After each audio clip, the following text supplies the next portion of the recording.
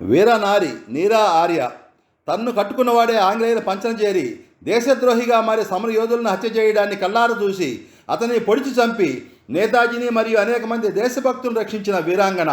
భారతదేశ చరిత్రలో మొదటి గూఢచారిణి. నేతాజీ సుభాష్ చంద్రబోస్ ఆజాద్ హింద్ ఫౌజ్ మహిళా విభాగమైన ఝాన్సీ లక్ష్మీబాయి రెజిమెంట్లో కీలక బాధ్యత నిర్వహించిన నీరా ఆర్య 1902 మార్చి 5న అప్పటి ఉత్తరప్రదేశ్ రాష్ట్రం బాగ్పత్ జిల్లాలోని ఖేగడా అనే నగరంలో జన్మించారు. తండ్రి సేఠ్ చచ్మల్ అప్పటికే దేశంలో గొప్ప పేరున్న వ్యాపారవేత్త. నీరా 5వ ఏట తండ్రి వ్యాపార ముఖ్య కేంద్రమైన కలకత్తాకు వలస వెళ్ళాడు. నీరా ఆర్య విద్యాభ్యాసం మొత్తం కలకత్తాలోనే పూర్తయింది. తాను తండ్రితో కలిసి పలు ప్రాంతాల్లో వ్యాపార నిమిత్తం వెళ్ళటం వలన తనకు పలు భాషలపై మంచి పట్టు ఉండేది. తన కూతురు మొదటి నుంచి చదువు ఆటపాటల్లో మేటి అయి దేశభక్తితో స్వతంత్ర భావాలు కలిగి ఉండటం మరియు బ్రిటిష్ వారిని పారదోలే ఆలోచన కలిగి ఉండటాన్ని తండ్రి గమనించాడు. యుక్త వయసు రాగానే నాటి British India CID police inspector అయిన శ్రీకాంత్ జోయ్ రంజన్ దాస్తో వివాహం జరిపించాడు తండ్రి. తన భర్త బ్రిటిష్ వారి కోసం, తను నేతాజీ నేతృత్వాన్ని దేశం కోసం పనిచేస్తూ కూడా పరస్పర విరుద్ధ భావాలతో ఉన్నప్పటికీ అతనిలో మార్పు తీసుకువచ్చి దేశభక్తుడిగా మార్చాలనే ప్రయత్నం చేస్తూనే కలిసి చాలా కాలం జీవనం కొనసాగించారు. బ్రిటిష్ ప్రభుత్వం నీరా ఆర్య భర్తను నేతాజీ కదలికలను గుర్తించడం, వీలైతే వెంటనే హతమార్చే పనిలో నియమిస్తారు. ఒక సందర్భంలో నీరా ఆర్య భర్త నేతాజీని తుపాకీతో కాల్చగా గురి తప్పి డ్రైవర్కు గాయం అవుతుంది. ఆ క్రమంలో నేతాజీని కాపాడడానికి తన వెంటే ఉన్న కత్తితో భర్తను పొడి చంపింది. దాంతో జోయ్ రంజన్ దాస్ అక్కడే ప్రాణాలు వదిలారు.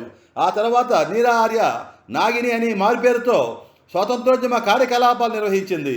నీరా ఆర్య తమ్ముడు బసంత్ కుమార్ కూడా ఆజాద్ హింద్ ఫౌజ్లో పనిచేసేవారు. మహిళల కోసం ఏర్పాటు చేసిన ఝాన్సీ లక్ష్మీబాయి రెజిమెంటు కెప్టెన్ విజయలక్ష్మి ఆధ్వర్యంలో మహిళా సైనికులను శిక్షణ ఇచ్చేవారు, నూతన సైనికులను సమకూర్చేవారు. ప్రభాస్ ప్రభుత్వాన్ని ఏర్పాటు చేసి భారత ప్రధానిగా ప్రమాణ స్వీకారం చేసిన సుభాష్ చంద్రబోస్ సింగపూర్ కేంద్రంగా సైనికులను సమకూర్చుకొని ఆంగ్లేయులను పారదోలుటకై భారత వైపు బయలుదేరి చారిత్రాత్మకమైన చలో ఢిల్లీ నినాదం ఇచ్చి ఈశాన్య భారతాన్ని స్వాధీనం చేయమని ప్రజలందరూ స్వాగతాలు పలుకుతుండగా ఢిల్లీ వైపు సాగే క్రమంలో వాతావరణం అనుకూలించకపోవడం, వర్షాలు, వరదలు, తుఫాన్ తాకిడికి సైన్యం చెల్లాచెదురైపోయారు. మరోవైపు సహాయం కోసం విదేశాలకు వెళ్లిన నేతాజీ అదృశ్యమైపోయారు. ఆ తర్వాత ఆజాద్ హింద్ ఫౌజ్ సైన్యం లొంగిపోయింది. ఎర్రకోటలో విచారించి ఆజాద్ హింద్ ఫౌజ్ సైనికులందరికీ వివిధ శిక్షలు వేయగా నీరా ఆర్యను మాత్రం ఖైదు చేసి అండమాన్ కాలాపాని జైలు శిక్ష విధిస్తారు. అండమాన్ కాలాపాని జైల్లో ఉండగా ఒకరోజు ఒక జైలు ఉద్యోగి వచ్చి రమ్మని వెంటకు తీసుకువెళ్తాడు. అప్పటికే ఆమె బలమైన బరువైన ఇనప గొలుసులతో కాళ్ళకు మరియు చేతులను కలిపి బంధించిన ఆ గొలుసులతోనే బరువుగా నడుస్తూ అతని వెంట వెళ్ళింది. జైలర్ పక్క గదిలో వరకు తీసుకెళ్లిన అతను ఒక పెద్ద సుత్తి మరియు గొలుసులను తొలగించడానికి మరొక పరికరాన్ని తీసుకొచ్చాడు.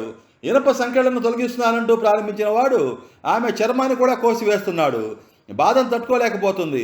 మరోవైపు సంఖ్యలు తీసివేస్తున్నారని మనసులో కొంత ఉపశమనంగా ఉన్నప్పటికీ చేతిని కత్తిరిస్తున్న బాధ భరించలేకపోయింది. ఇది ఇలా ఉండగా కాళ్ళకు సంబంధించిన సంఖ్యలను తొలగిస్తున్నానంటూ చూచి ఇనప సుత్తితో ఆమె కాళ్ళ వేళ్లపై రక్తం వచ్చేట్టు కొడుతున్నాడు.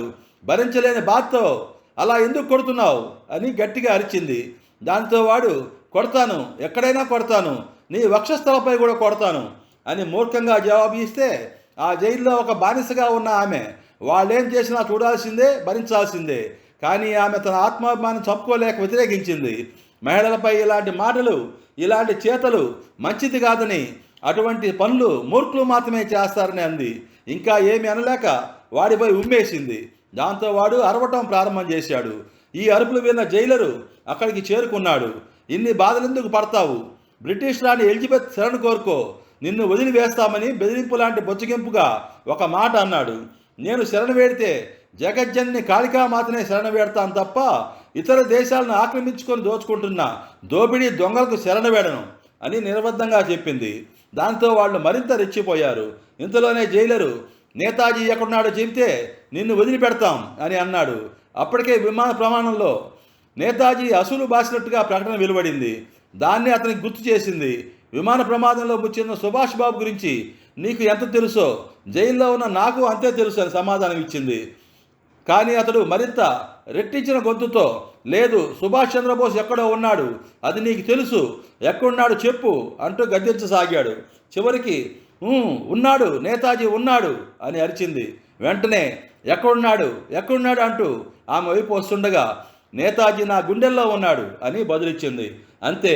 ఆ సమాధానం విన్న జైలర్ కోపంతో, నీ గుండెలో నేతాజీ ఉన్నట్లయితే నీ గుండెల్లో నుంచి పెకిలించి తీసి బంధిస్తానంటూ కోపంతో ఊగిపోతూ మరోవైపు చూస్తూ, వెంటనే వచ్చి ఈమె గుండెలను చీల్చేయండి రండి అంటూ ఆజ్ఞాపించాడు. పనివాడు యమునా చిమ్టి లాంటి పరికరాన్ని తీసుకొచ్చి ఆమె శరీరం పైన ఉన్న చీర కొంగును లాగేశాడు. జాకెట్ను తొలగించాడు. వక్షస్థలంపై ఆయుధాన్ని నుంచి ఆమె కుడి రొమ్మును ఇనప పరికరంతో తొలగించాలని కోసివేయడం ప్రారంభం చేశాడు. భయంకరమైన నొప్పితో విలువలాడిపోయింది. రక్తసిక్తమైన దేహంతో శరీరం అంతా కంపించిపోతుండగా, ఎక్కడున్నాడో చెప్పు నీ గురువు, నీవు దైవంగా నమ్మే నేతాజీ అంటూ అరుస్తూనే ఉన్నాడు. ఆమె మెదడు మొద్దుబారిపోతున్నది. ఆ తర్వాత ఎప్పుడు స్పృహలోకి వచ్చి లేచిందో ఆమెకే తెలియదు. ఇంతటి క్రూర చిత్రహింసలను తట్టుకొని కూడా ఆమె ఏనాడు నేతాజీ గురించి విషయాలను బ్రిటిష్ వారికి చెప్పలేదు. చివరికి 26 జూలై 1998న 96 ఏళ్ల వయసులో అనారోగ్యంతో ఒక నిరుపేదగా, అసహాయురాలిగా, నిరాశ్రితగా, అనారోగ్య ఉద్ర మహిళగా హైదరాబాద్ చార్మినార్ దగ్గరలో ఉన్న ఉస్మానియా హాస్పిటల్లో చేరి మరణించింది. దేశ స్వాతంత్రం కోసం చేసిన ఉద్యమంలో ఆస్తిని, హోదాని, భర్తని, చివరికి తన శరీరాన్ని సైతం త్యాగం చేసిన వీరనారి నీరా ఆర్య.